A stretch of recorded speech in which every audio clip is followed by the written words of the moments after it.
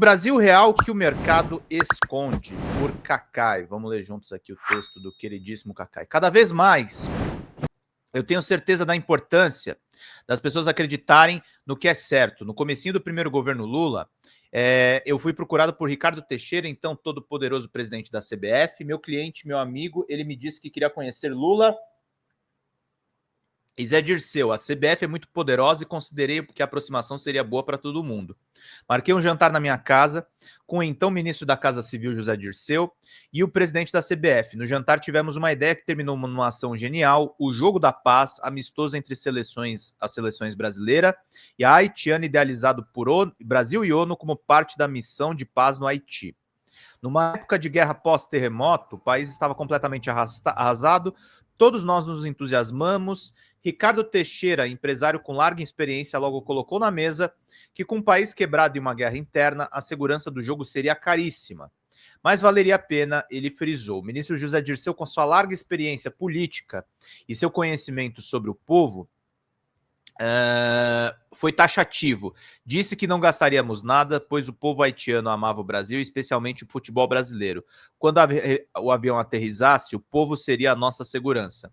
Foram 2 aviões, um com o presidente Lula e ministros, e o outro com a equipe da CBF e os jogadores. Foi preciso dormir na República Dominicana, pois não havia como dormir em segurança no Haiti. Quando descemos do aeroporto e o povo haitiano tomou a pista, foi emocionante e não teve nenhuma violência. Fomos ao estádio de Urutu e caminhões de guerra, mas na mais absoluta paz, harmonia e alegria. Quando quase todos choramos, Lula fez questão de fazer um agradecimento aos jogadores no pequeno vestiário, e em campo a emoção dominou. Dirceu tinha razão, a importância de saber exatamente o que o povo sabe, em que o povo acredita e qual informação chega até a população. Esse exemplo também serve para a economia. É incrível o poder de quem controla o tal mercado e, por consequência, a grande mídia, e parece meter a mão na cabeça das pessoas por dentro, a mão grande, aquela que serve também para vedar os olhos em um país onde o Congresso Nacional é esmagadoramente reacionário, conservador e representante dos grandes grupos. O mais fácil é fazer passar à sociedade a verdade encomendada, que consegue afligir o cidadão comum e o povo. A análise que interessa a esses pequenos grupos é que vai imperar e dominar o coletivo. Nesta semana eu li um artigo extremamente bem escrito do jornalista Pedro Cafardo, além do título genial, Coisas que Acontecem num Certo País Infeliz. O autor trouxe dados que eu vivo tentando colocar em certas rodas, sem sucesso. Eles são conhecidos, mas não são divulgados da maneira que façam as pessoas refletirem. A forma como se manipula a realidade faz a verdade parecer uma mentira, o que deveria ser a esperança passa a ser um desespero, e o que teria que fazer o trabalhador acordar cedo com alegria é transmudado para tristeza, rancor e desesperança. Acontece que são dados, estão aí para conseguir afastar a névoa densa que faz os olhos não conseguirem ver. Alguns desses dados impressionam. Ao contrário da inflação estar incontrolada, ela atingiu nos últimos 2 anos 4,73%, estando abaixo da média nos últimos 30 anos, 6,5% ao ano. O aumento dos preços dos alimentos alardeiam, tira-nos a fome, enquanto a renda das famílias em geral cresceu 10% e das famílias mais pobres aumentou 19%. E os alimentos subiram 8% no ano passado. Quanto ao desemprego, o barulho que fazem desanima o desempregado a tentar uma vaga, mas, na verdade, a informalidade recuou 37,9% e a taxa de desemprego para 6,6% da força de trabalho no primeiro trimestre. A previsão, que não será alardeada, é que ela deve cair para 5,9% até o final do ano. Por tudo isso, a desigualdade de renda foi a mais baixa da história do ano passado, e frisa nosso jornalista estudioso, a renda per capita domiciliar mensal é a maior desde o início da série histórica. Se nada desses números impressiona, há algo que o presidente Lula tem orgulho em contar, ainda que para ouvidos moucos. Segundo a ONU, o número de pessoas em situação de fome diminuiu 17,2 milhões em 2022 para 2,5 milhões. Ou seja, 14,7 milhões deixaram de passar fome. Pelo menos esse fato teria que ser contado e apregoado com pompa e circunstância. E o PIB insiste em crescer e decepcionar os abutres da manipulação. Na verdade, ganham muito mais dinheiro com isso. Em 2023, esperava-se 1,4 e deu 2,9. Em 2024, estimava-se 1,6 e veio 3,4. O lucro líquido das companhias abertas não financeiras deu um salto de 30,3%, 57 bilhões, no trimestre, e as receitas cresceram 13,9%, 976 bilhões. Ô, gente, estamos dando esses dados importantes.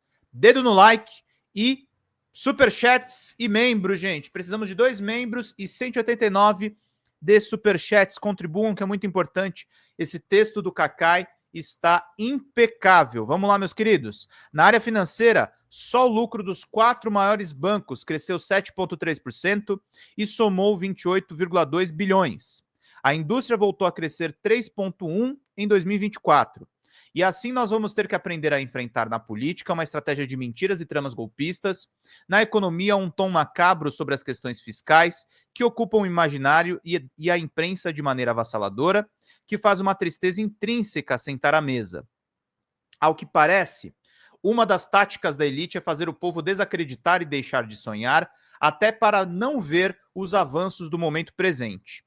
Na verdade, é muita maldade investir no aniquilamento de um povo. O presidente Lula disse nessa semana que o Brasil dá 860 bilhões de isenção fiscal para os ricos, o que significa 4 vezes o valor do Bolsa Família. E resumiu muito bem: o que a gente dá para eles é investimento, o que para vocês é gasto. Remeto minha Noam Chomsky. O Brasil é uma espécie de caso especial. Raramente vi um país onde elementos da elite têm tanto desprezo e ódio pelos pobres e pelo povo trabalhador. É enraizado.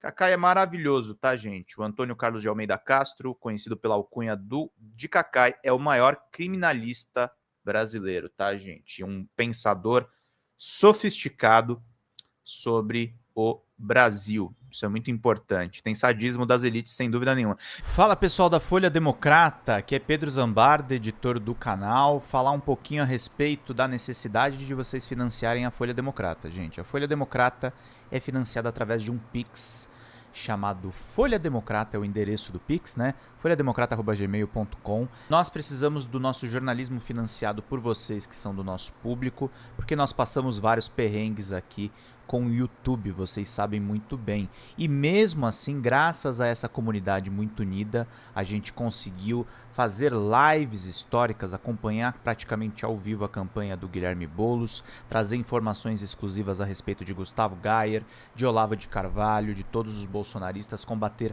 as fake news e tudo o que a gente acompanha. Por R$80 no nosso Pix, você ganha um curso de roteiro para série, o que é muito importante se você é artista, roteirista, se você lida com essas práticas da economia criativa. Outra forma de você colaborar também é se tornando membro aqui do nosso canal. Isso é muito importante para você fazer as suas atividades por aqui, porque você tem acesso a vídeos exclusivos e nós temos um curso de jornalismo básico para você poder acompanhar a partir de R$5, que é ministrado por mim. A gente tem aí quase uma dezena de aulas e muito conteúdo para você poder acompanhar. Meus caros, minhas caras, financiem o jornalismo independente, financiem o jornalismo que se posiciona à esquerda, financiem o jornalismo na internet, que traz informações confiáveis, checadas, que cruza informações e que trata você, que é o nosso público, de uma maneira muito séria. Vida longa e próspera, gente. Cuidem dos seus. Até mais. Tchau, tchau.